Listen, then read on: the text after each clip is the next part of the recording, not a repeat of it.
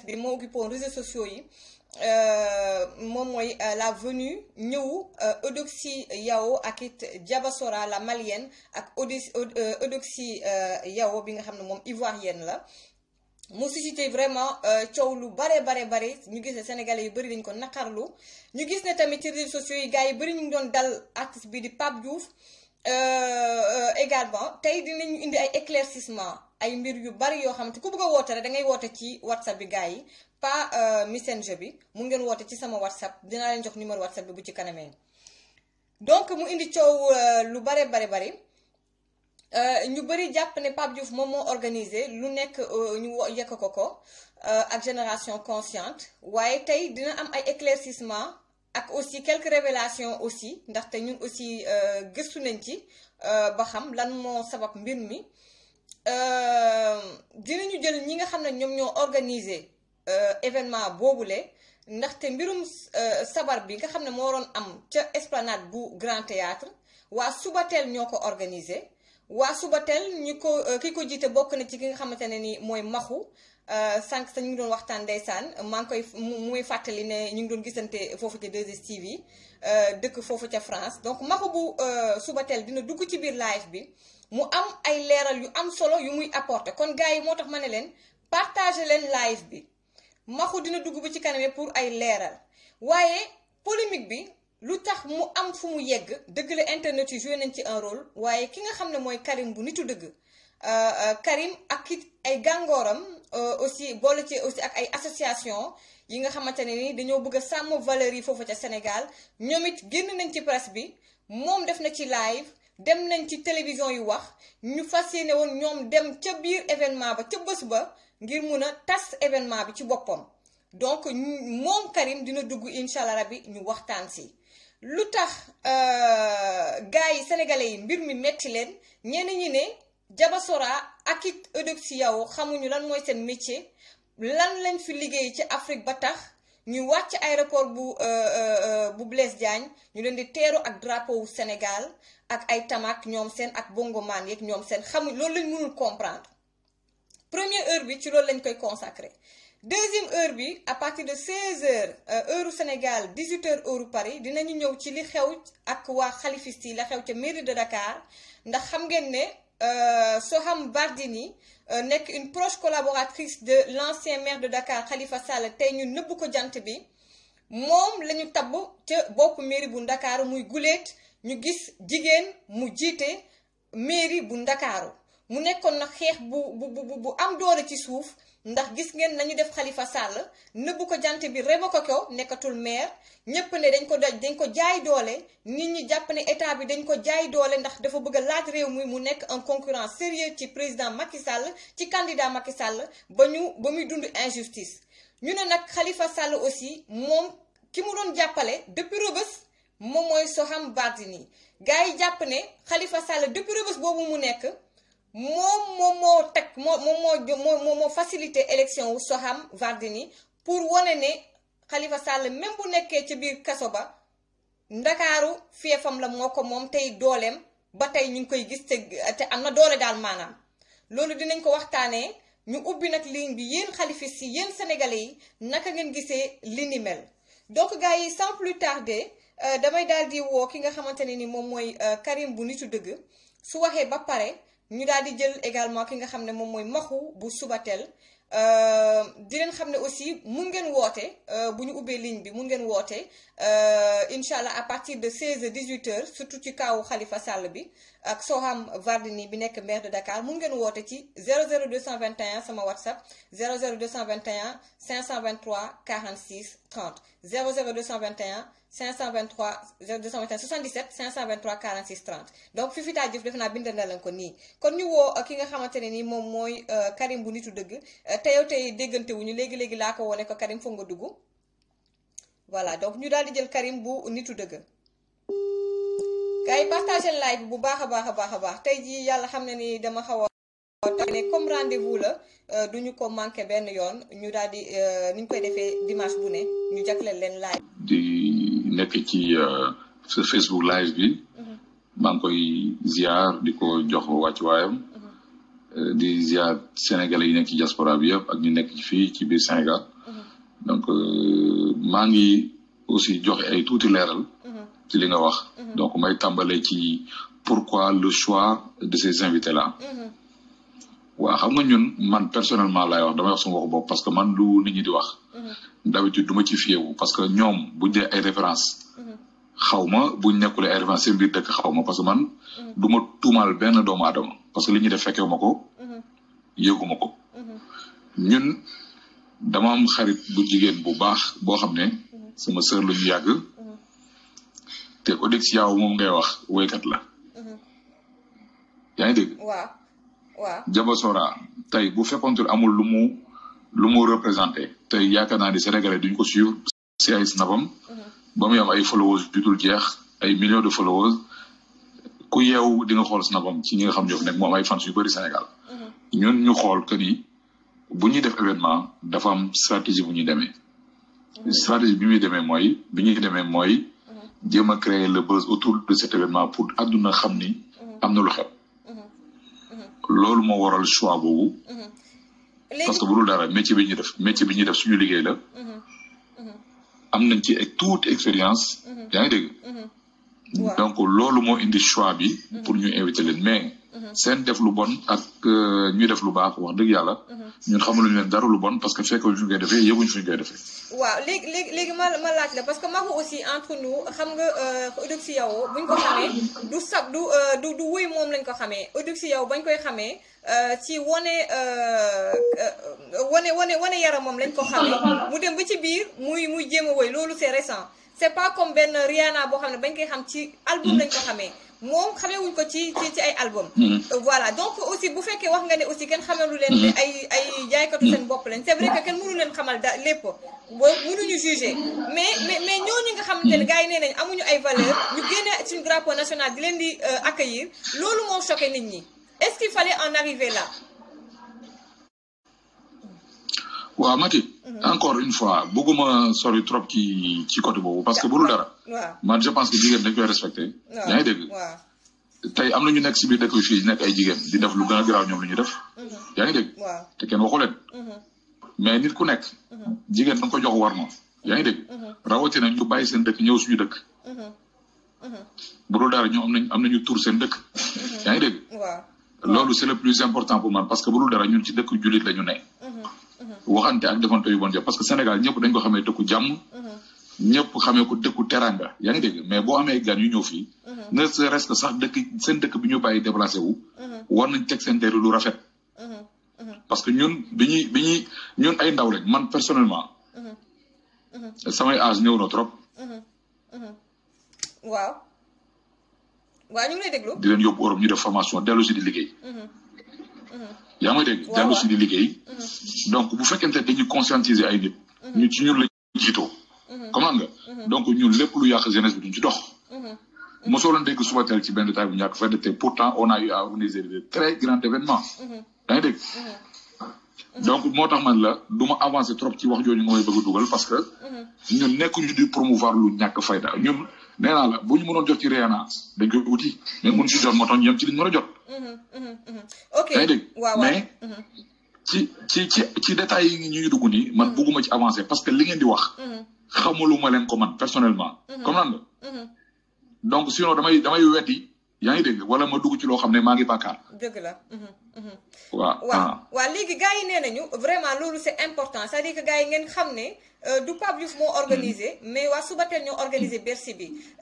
gars yi nee nañu amul leen woon lu tax ñu tas sabar bi mooy amul leen woon autorisation te it disposition ci wàllu sécurité wàllu kaaraange motul woon loolu moo tax préfet daal di annulé sabar bi waaw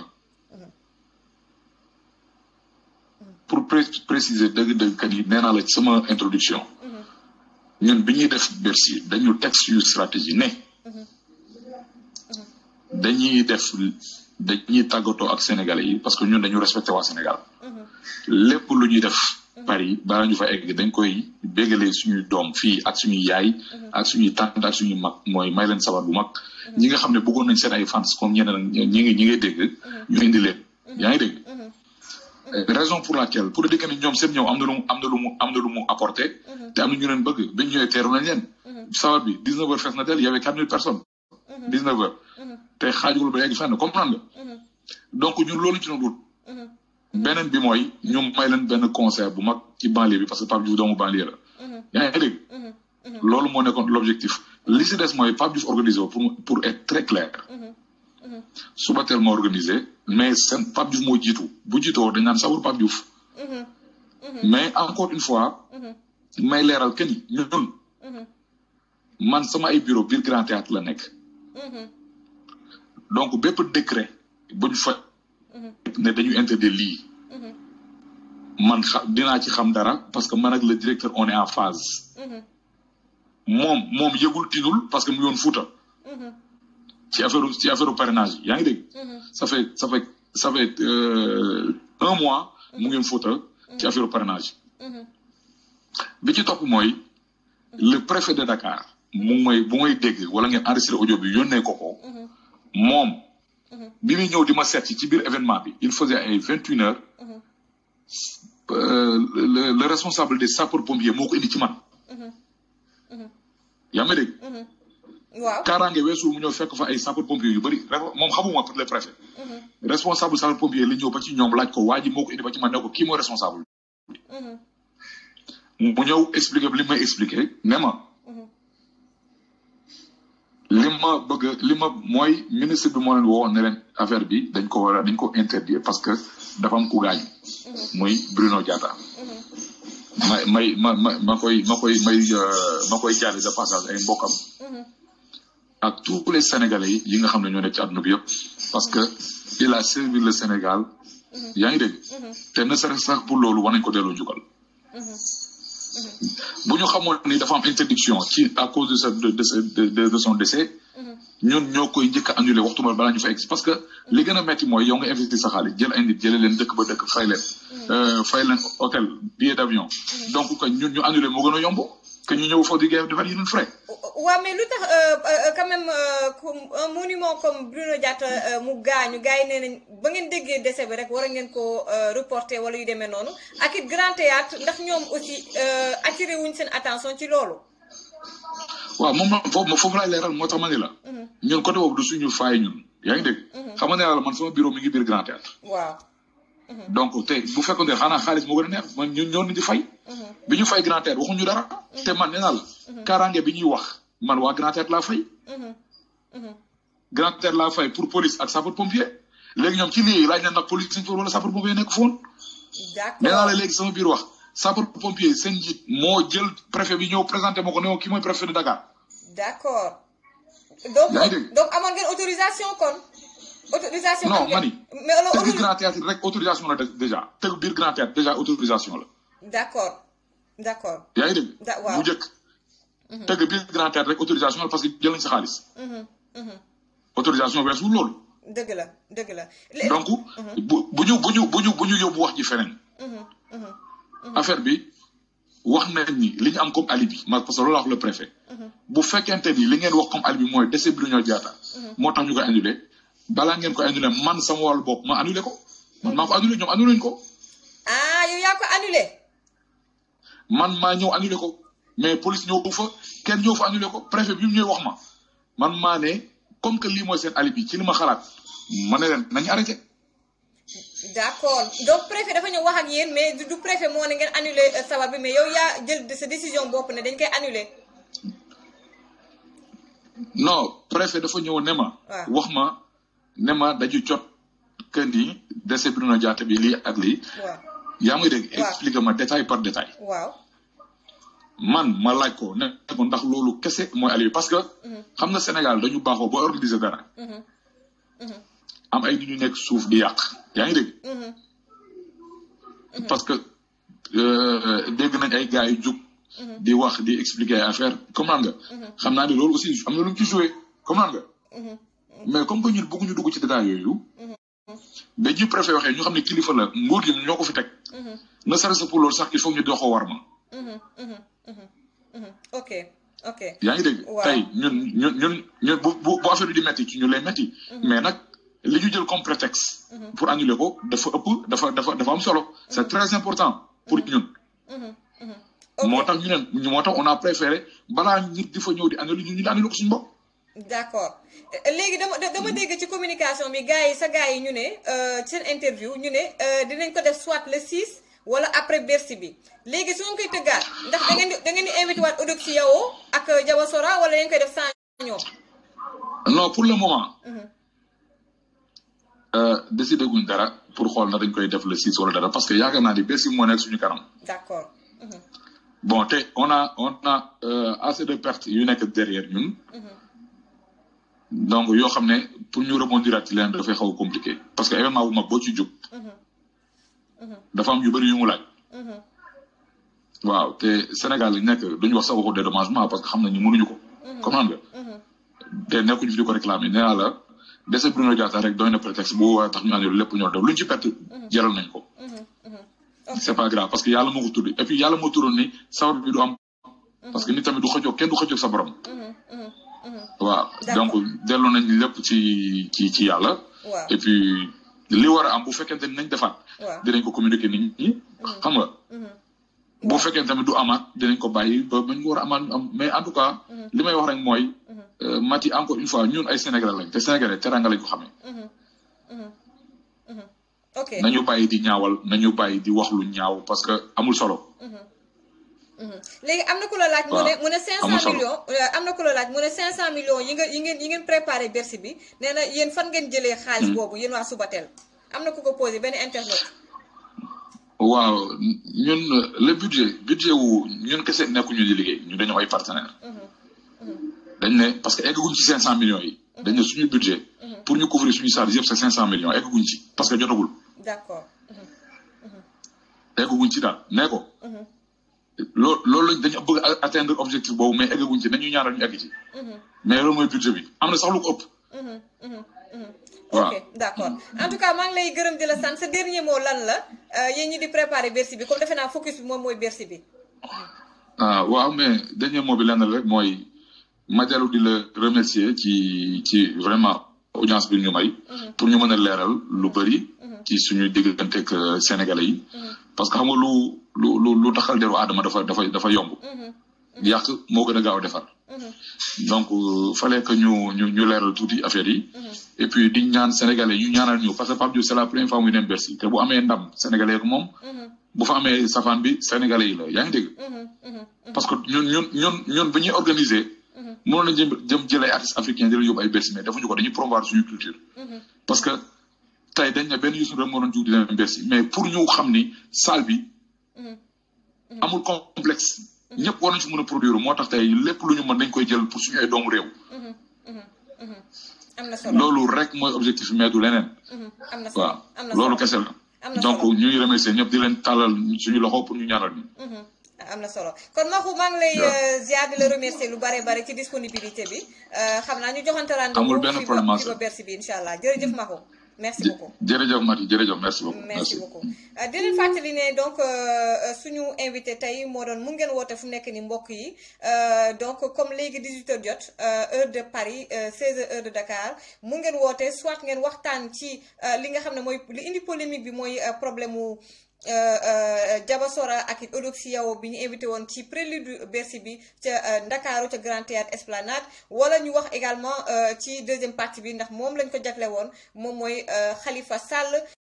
mi nga xam ne mi ngi ci kaso bi waaye kenn ci collaboratrice am jege ko lool muy Soham Wardini moom la ñu teg ci bopp mairie bu Ndakaaru ñi ànd ak Khalifa Sall jàpp ne seen ndam la gannaaw xeex lañ leen di xeex ak it injustice bi nga xam ne moom la ñuy dund ñu daal di jël suñu benn mbokk bi nga xam ne mu woote na allo. asalaamaaleykum. maaleykum salaam mbokk mi maa ngi lay ziar. live bi du ci di ma woo di ma encouragé sama sis maa ngi lay ziar lu bare kër buub maa ngi lay bàyyi nga may. waaw may 30 secondes ma jël laa baroon après ma jël la dégg. d'accord maa ngi lay woo. ok. alors donc laa baroon ma jox la kàddu gi yow moom ci kër gi nga bokk ma jox la kàddu gi laataa may jël Alioune Badara Mboup également. waaw merci beaucoup Mati maa ngi lay nuyu di nuyu bu baax a baax téléspectateurs yi téléspectatrices yi nga xamante ne ñu ngi bàyyi seen yitte yëpp toog di la seetaan ak di la déglu donc man fi may tàmbalee mooy fii maxu pro daanale léegi mooy dañu indi intoxication moomu ak Diabasoora uniquement parce que ne nañ buzz lañ ci bëggoon pour Bercy bi gis nga buzz ku ko moytuwul moo lay xañ buzz bi nga bëggoon buzz la ci jublu woon loolu du ay kàddu wax dafa yenu maanaa man Pape Diouf mi nga xamante ni aussi artiste la aw ma leen lu ma koy reproché parce que moom li muy liggéey man moom laay consommé kon su ma toogee fi tey di xarab Pape Diouf man naa fiq laay doon su ma xarabee Pape Diouf rek naa fiq laay doon parce que Pape Diouf day def musique man ma di ko consommé en tant que animatrice kon man mënuma xarab Pape Diouf mais Pape Diouf bi may xarab tey mais Pape Diouf bi nga xamante ni moo accepté ñu ni indil intoxication moomu ak Diabasoora parce que duñu ay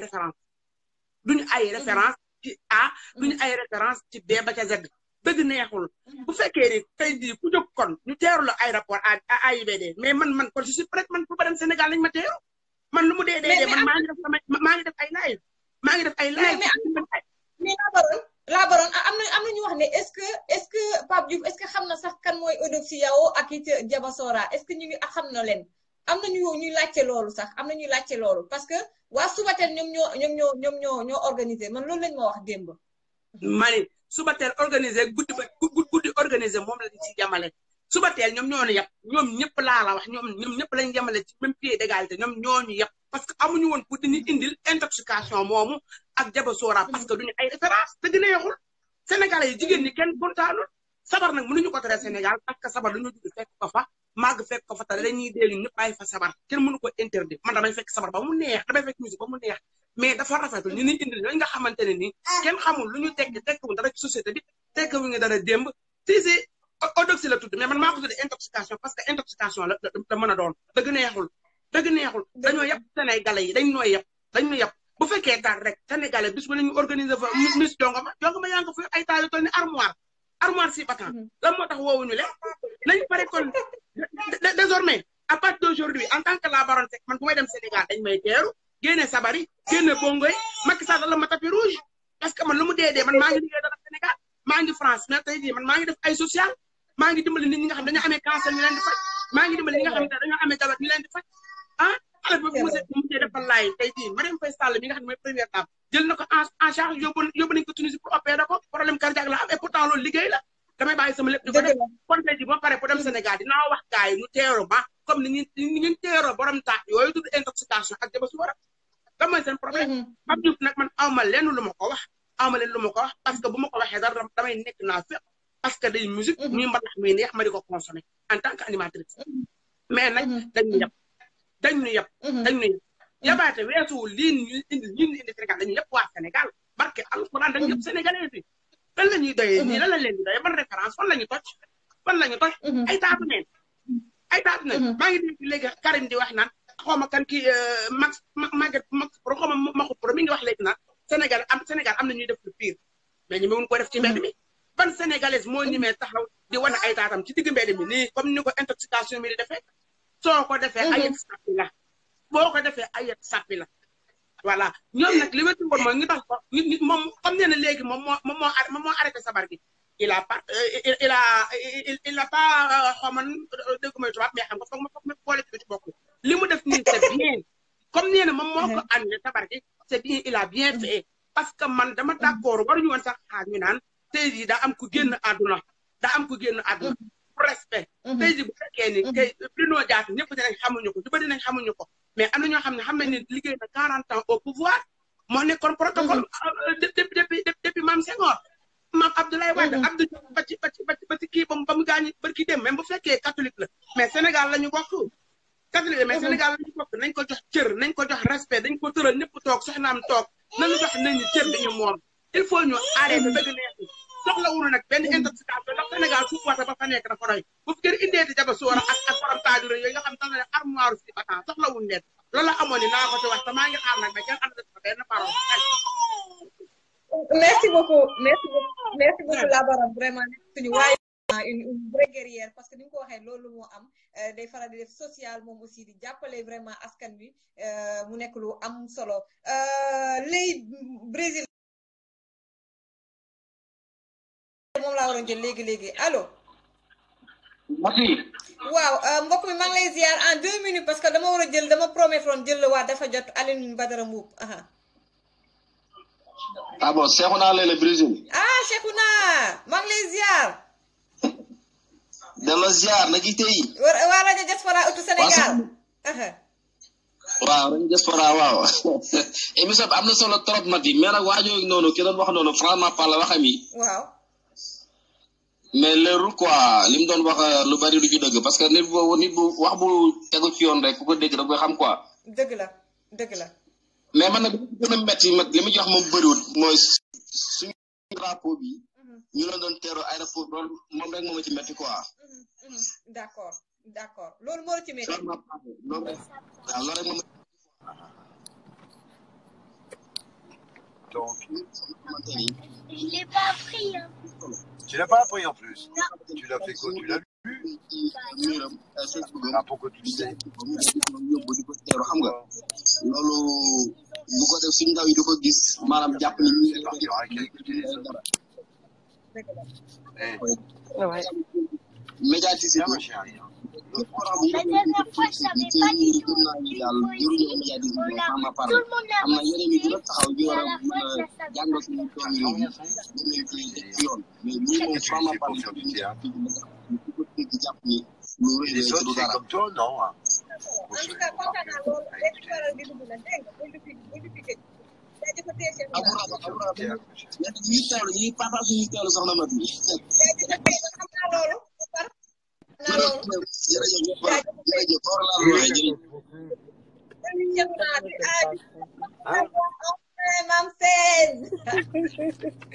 Mam Sène est là. di leen ziar. ma dellu ziar maa ngi leen di nuyu yéen ñëpp. man nag du ma ci sori.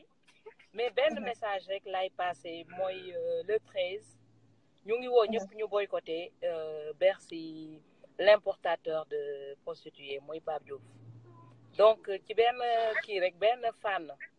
voilà ci benn fànn comme ñoom fii la ñuy defee publicité ñun tamit on se permet aussi ñu ñëw intervenir par rapport en tant que sénégalaise xam nga ndaxte suñu xaalis la nekk di politiquer tey Wally Seck def na fi Bercy ñun boycotté wuñ ko parce que Wally Seck dugul suñu politique Wally Seck jëlul suñu xaalis di ko politiquer donc c'est normal ñun ñu gis soxla yi am Sénégal yëpp priorité yi fa am yëpp nangootuñu ñuy jël suñu xaalis di ko defee Mumbai kon ñun ñoo bañ dañuy boycotter Bercy on appelle tout le monde ñu boycotter Bercy bu kenn dem ku munul ñëw wax nakaram tamit na bañ a jënd billet Bercy rien que pour contrer Bercy à savoir que semaine prochaine am na ñu bëri ñoo xam te ne dañuy ñëw avion yoo xam te ne dañ ko décréter Sénégal pour ñu ñëw assister ci Bercy bi loolu ñun suñu xaalis la ñuy ñëw di yàq see fii te xaalis boobu xëj na Sénégal donc il faut dire non à ces conneries donc ñu ngi woo ñëpp bàyyiwuñu kenn waaw bàyyiwuñu kenn Mati. mais problème bi lan la yéen pourquoi ngeen bëgg a boycotter Bercy bi lan mooy seen problème ak Pape Diouf parce que moom organisé wu. ñun en tant que Pape Diouf en tant que woykat amuñu moom problème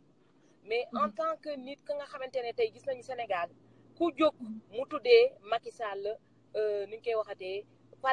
parrainé ko pour mu joxe suñu xaalis la ñuy joxe. Bercy Youssou Ndour bi Aliou Sall moo nekkoon parrain wu Bercy Youssou Ndour bi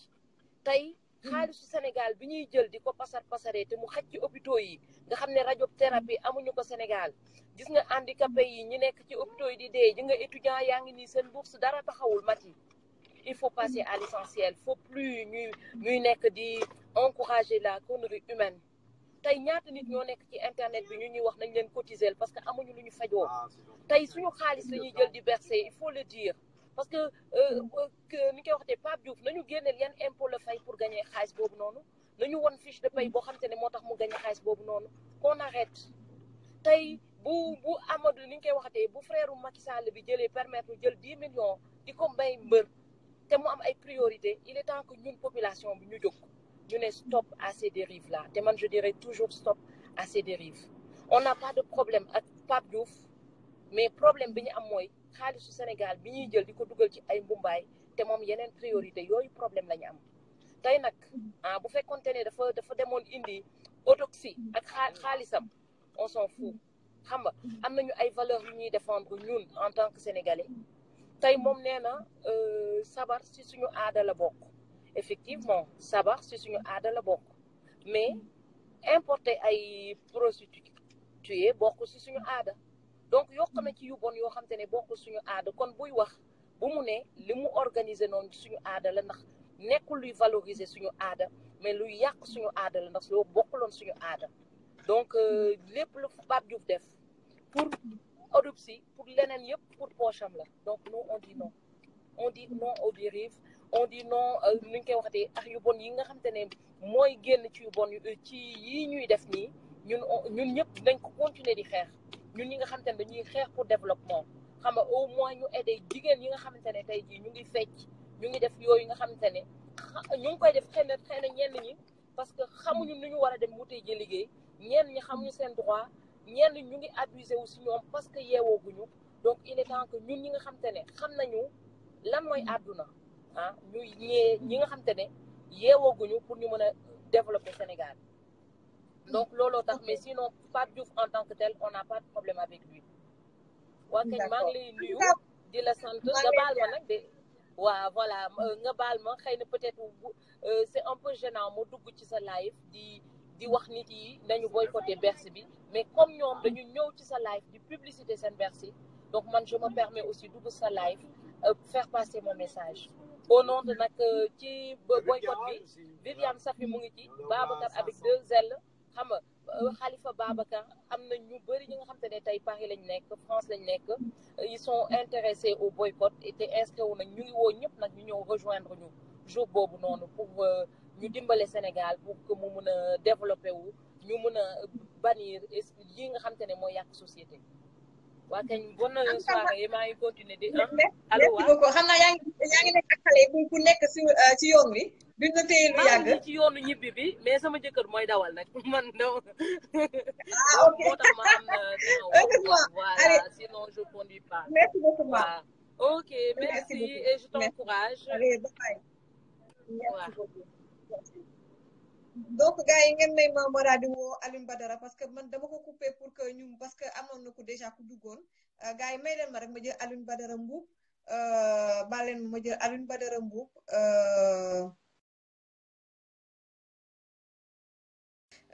dugal aussi keneen gars yi may leen ma tuuti rek may leen ma ngir yàlla parce que mënuma sax def appel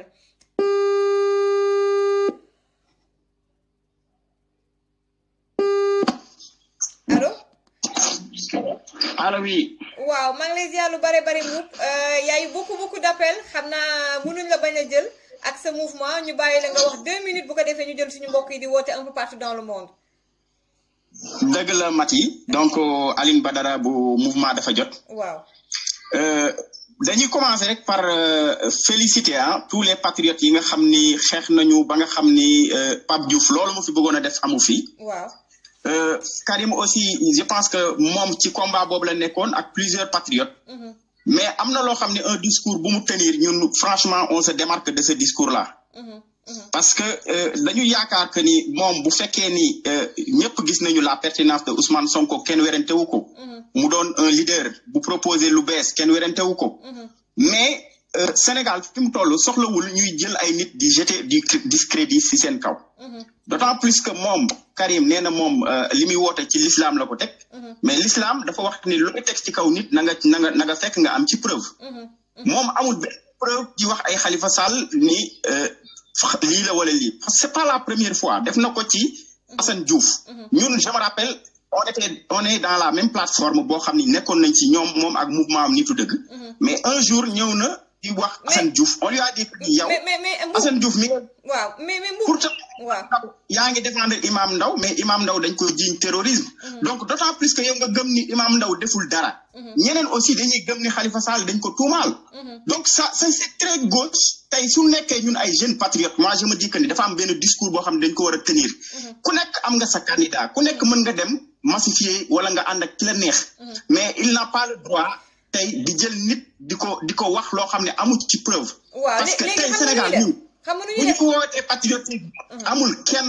koo xam ne tey mën nga ni man Ousmane Sonko bu demee comme ak Macky Sall rek il a toutes ses chances. Je pense que tey urgence bi. waaw Alioune Badara nga baal ma yàlla bu la kenn bu la yàlla dog mais dama bëggoon lii nii c'est dommage que moom coupé na tey bu ma mënoon dama lay jël ko moom ci écran bi ngeen mën a échanger. j'aurais bien aimé nag. comme loolu amul léegi dama lay ñaan. parce que dama lay ñaan parce que ñun nous sommes des jeunes. non actuellement comme dañu nekk ci logique plateforme. dajale nit ñi on n'a pas le droit de jeter le discrédit sur les autres. même foofu ma wax la même foofu tuuti rek maa la ko ñaana su ma sañoon après live bi comme wax na li mu war a wax man dinaa def le tout ba nga xam ne moom ci live am di nga dugg ngeen mun a échanger mun a argumenter en même temps mais Macky aussi moom aussi des fois buy def yenn discours yi on se doit ñu arrêter ko parce que y a des gens qui te suivent et ñooñu aussi da leen di choquer benn instant tu peux pas prétendre avoir le monopole de la vérité mën na ni Ousmane Sonko la ànd mais mënul ñëw ni diw sàcc la diw faramason la diw lii la ça on se démarque de ce discours et puis ñun fi ñu toll Sénégal mooy rassembler toutes les forces on a besoin de Khalifa Sall on a besoin de Karim Wade on a besoin de ñeneen ak ñeneen pour que ki nga xam ne mooy jàkkaarloog Macky Sall am toutes ses forces mais moom mënul ñëw di wax naa diw lii la ëllëg si biir Ousmane Sonko bu demoon deuxième tour ñooñu ñu naan sàcc la du ñooñu la yaakaar d'accord ñun foofu ci waxee on se dit que Sénégal actuellement loolu ñuy def la ñu war a baax on a un seul ennemi, c'est Macky Sall. Occupons-nous de cet ennemi-là. D'accord. Ok. Donc, waxtaan bi leer lettre. waaw mu jox la mu lire. dëgg la xam naa dinaa def tout ba yow ak Karim aussi ngeen mën a jokkoo mën a waxtaan mën a échanger inshallah loolu amul benn problème ndaxte mbooloo mooy doole daal mbooloo mooy doole te jamono bi dañ ko soxla jërëjëf waay. Merci. Alors Mar l'américain maa ngi lay woo sànq woo naa la mais nekkoo woon en ligne parce que danga ma yónnee benn demande ma appuyer ci mais gisuma nga nekk en ligne donc c'est dommage bu fekkee ne mun nga ma yónnee aussi beneen demande bu ko defee ñu mun la jël gars yi mun ngeen woote ci 00 221 77 523 46 30 aussi bu leen fàtte ne aussi base libéré nañ ko également loolu dinañ ci ñëw ci lu mu gën a yaatoo suñu mbokk mi ngi woote ba Mati Palla ni dama war a kii def contribution fii si moom bi tuuti léegi man maa ngi lay rappeler quoi waaw Khalifa wax dégg nga maa ngi lay jël léegi ok waaw d'accord naa ko wax loolu d'accord léegi si waaw d'accord Khalifa allo waaw asalaamaaleykum maa ngi lay delloo ziar sis maa ngi lay delloo ziar systématique. voilà di noonu di nuyu ñëpp. d'accord fii la ëppee di rafetlu aussi sa liggéey ci média bi quoi. donc ñu ngi koy rafetlu. donte dañu xaw a tawat sax. mais il faut que ñu def benn participation bu ndaw. puisque damay wax rek sénégalais yi. mais avant tout Gat Karim Meïssa Gueye nee na nga jël ko moom c'est un lieutenant de Karim Wade et du président Wade. nekk aussi responsable politique bu mag mais dama bëggoon d'emblée ma expliquer ne Sénégalais yi bu ñu divertir quoi Sénégalais yi bu ñu divertir puisque tey duñu ñëw waaw d'accord la gën si kii laa nekk quoi mais après ñu wax grand Sénégalais la bien sûr certes sa benn grand jéggal moo may tooñ quoi donc léegi Sénégalais yi bu ñu divertir quoi. pourquoi bu ñu divertir puisque tey du ñu ñëw. Pape Diouf médiocrité bi mu àndal di ñëw di indi ay prostituées yoo xam ne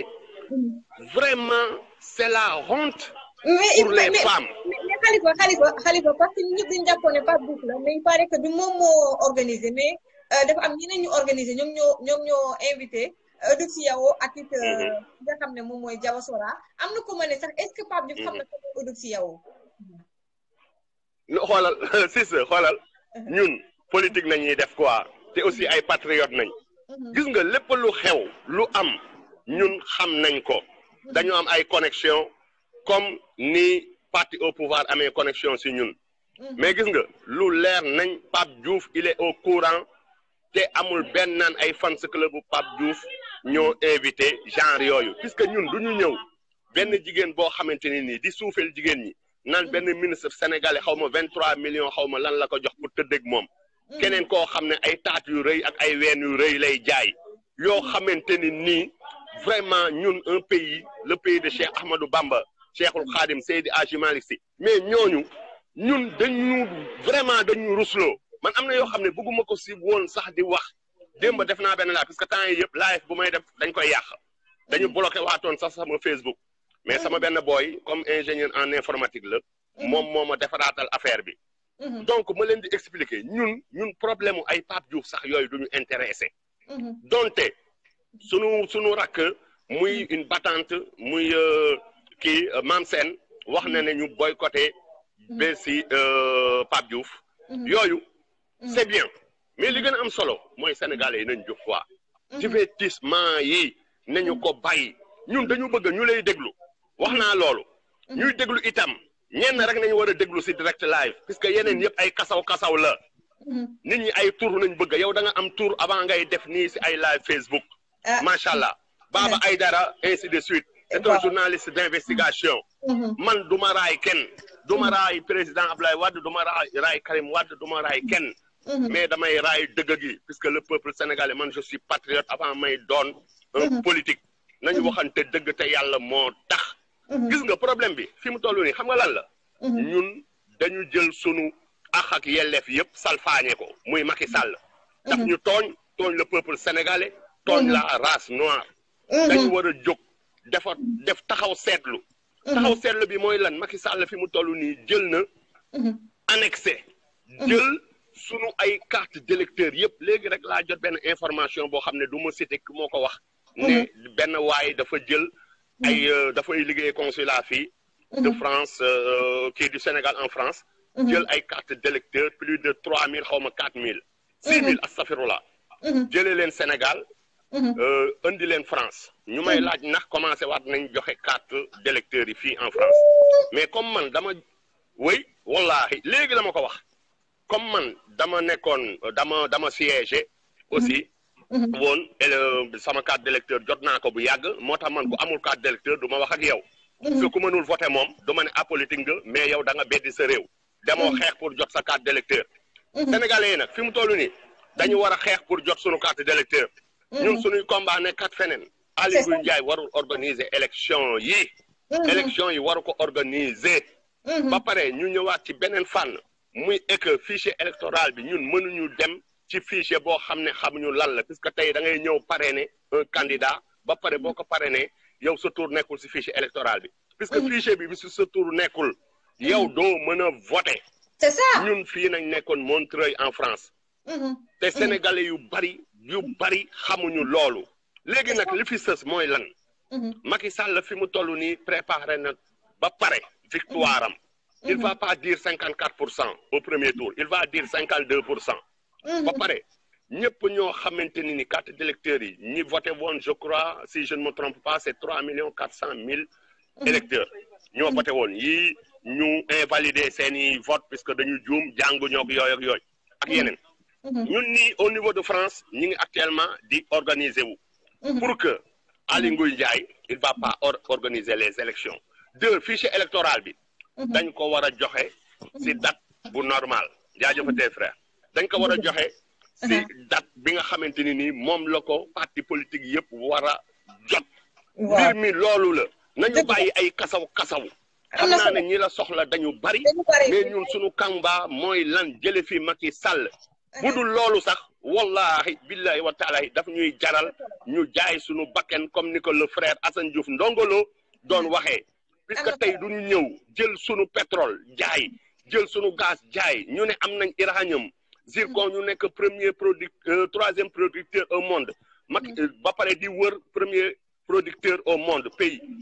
donc suñu gaz mu gën a baax bu Algérie te Algérie mooy fournir en gaz France sunu pétrole moo gën a baax bu Libye te du jeex moo gën a baax bu Qatar tey sunu pays entre 2020 ba 2022 mu war a développer tey Macky Sall ñëw téye ko yëpp këmpal ko nasaraan si te duñu ko nangu tey duñu ko nangu ëllëg ñun raciste ñu puisque ñi ngi nekk ci réewu nasaraan si yàlla nag moo ñu fi indi du tubaab yi ñoo ñu fi bàyyi te ñu fiy génne aussi puisque dañu régulier dans la diaspora am fi këyit nekk fi plus de 27 ans donc ñun dañu xam li ñuy wax politique ñu pour politique politicienne mais dañuy wax ak sénégalais yi nañu mobiliser wu jëli seen i carte d'électeur ba pare nag ñoom ñu génn jàppale les politiques puisque bu ñu beddi les politiques képp koo xam ne da ngay beddi les politiques yow da ngay wax lu la neex Sénégal beneen parti mënu fi gagné te du parti politique ñun l'effet Macron du mës a xew Sénégal nañu ko xam l'effet Macron du mës a xew Sénégal puisque nous sommes un pays boo xamante ni nii sunu indépendance bañ koy xeex c'est pas la société civile c'est Léopold Sédar Senghor mu nekk une fierté pour tout un peuple ñu ñëwati démocratie ki ko instauré muy le président Abdoulaye Wade Macky Sall ñëw dindi démocratie di ñu jaay doole qu'on termine qu'on arrête ce cinéma ma jéggalu nag siste mais caga yooyu moom caga yooyu bu ñu sax wax ak ñoom amuñu njariñ Karim nag xam nga xurum xaq booy boobu nga baal ma rek ma dóor beneen affaire bu ndaw Karim boobu gis nga booy moom laa waxoon Barthélémy Dias fii en France bi may organiser le parti socialiste fii seen les funérailles de la démocratie waaw rapidement moom ci boppam si sa wax ji tout toog dans les réseaux sociaux yow loolu yow yaa ko moom les médias yow nañu sant ak Baba Aïdara ngeen di wax ci média bi mais cooki bi Karim boobu buy wax di wax naan lii ak lii affaire yooyu amul moom il est au Sénégal na mobiliser les Sénégalais ñu génn ci biti moo gën wax naan lii damay dem palais damay dem fii te doo dem fenn bu ñu kenn fontoo Macky Sall dafa ñu fontoo donc ñun dañ ko war a jaay sunu bakken 1.1 trait jéggalu sister vraiment je t'encourage beaucoup yaa ngi dégg fierté nga wallahi jour bi ngay wax ak président Doudou Wade ba muy fi sujet di wax loolu man dama ci mer parce que boobu noonu man du ma neexal kenn du ma doomu kenn du ma golo kenn man lieutenant président Abdoulaye Wade la te dama ko liggéey te ñëpp xam nañ ne dama ko liggéey nekk nag koo xam ne damay jàppale Karim Wade wala Khalifa xam nga wax na nee na lettre amul que Madické Niang bindul lettre ba pare beneen responsable PDS dugg waxam ba wax ci lettre bi ñëpp xam nañ ne lettre am na donc mu attaqué wul am na ñëpp la attaqué tu comprends donc communication dafa am solo donc tey mun nga am expérience ci politique mais ñun li ñuy def ne dañ ko calculé on a été reporter yéen xam ngeen lépp mais am na lu bëri loo xam ne mooy xew ñun duñu ko jottali donc nit ñi ñoom ñooy wax nga ba jeexal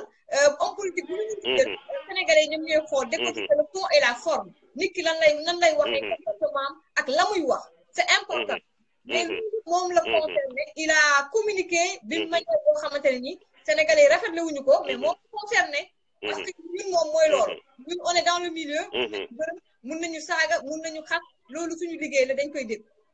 merci beaucoup absolument yéen da ngeen di refléter rek li nga xam ne moom la population bi di wax moom ngeen di wax donc yow ku la laal ñu dal ci kawam puisque tu es là pour la patrie tu n'es pas là pour les partis politiques de ngunu les partis politiques normaux tu es là pour le peuple sénégalais le peuple meurtri piétiné assoiffé par ce dictateur ce préfet de Paris ce sous-préfet je dirais même de Paris parce que nous sommes pas là yaa ngi dégg di accepter Macky Sall di ñu jaay doole jaajëfatee ñu ngi lay ziar di la gërëm di la jàppale nag ñu ngi lay suivre saa su nekk di partager say vidéo di xamal askan wi ne nañ jàppale Macky puisque kii c'est une fierté pour le peuple sénégalais jaajëfatee sister